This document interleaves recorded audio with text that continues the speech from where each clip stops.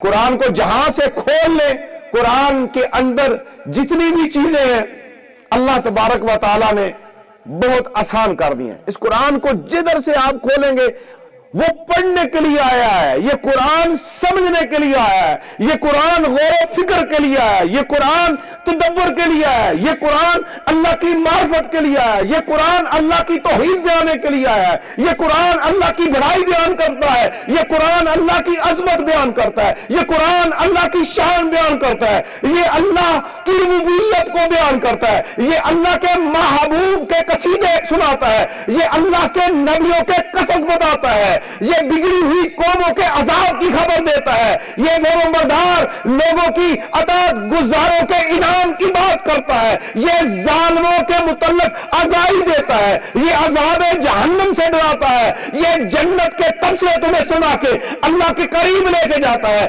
कुरान आया है तुम्हें कब्र से निजात देने के लिए, कुरान आया है नज़र मौत में तेरी शफाअत करने के लिए, कुरान आया है मैदान हशर में तेरी शफाअत के लिए, कुरान आया है पुले सिरात से तुझे नूरानी बना के गुजारने के लिए। कुरान वो है जिसके मुतल्लिक मेरे आका ने फरमाया, अहले बैत वो है जिनके मुतल्लिक मेरे आका ने फरमाया कि क़यामत वाले दिन हौज़े कौसर पे सबसे पहले कुरान और मेरे अहले बैत मुझको मिलेंगे। मुसलमानों, कुरान को तुमने छोड़ दिया, कुरान ने सबसे पहले फरियाद कर रही है, मौला तेरे आखिरी नबी की उम्मत ने मुझे पढ़ना छोड़ दिया था। एक दर्द लेके आया हूं, एक पैगाम लेके आया हूं, एक कुरान का मैसेज लेके आया हूं, लेकिन हम सिर्फ इस बात पे खुश हैं कि ठीक है जुमेरात 40वां आ गया और तुलबा बुला लेंगे और कुरान पढ़ लेंगे। नहीं, इससे काम नहीं बनेगा।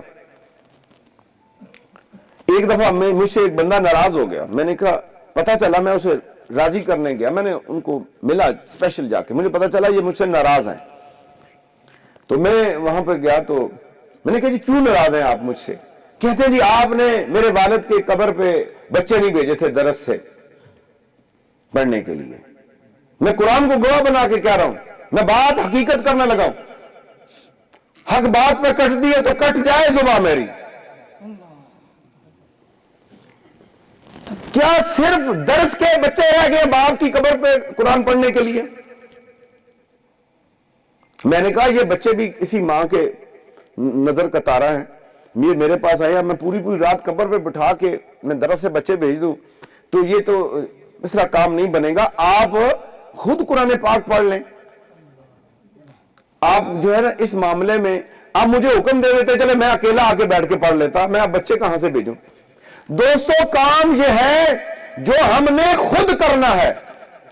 हम इस महीने के साल के बाद वालिद साहब की बरसी कराएंगे, जनाब बच्चे हिफ्ज के मंगाए और कुरान पढ़ के चले जाएंगे, नहीं, कुरान इस काम के लिए नहीं आया। मजीद वीडियोस देखने के लिए मोहम्मदी रोनी काफिला के ऑफिशियल चैनल को सब्सक्राइब करें और बेल आइकन को प्रेस करें।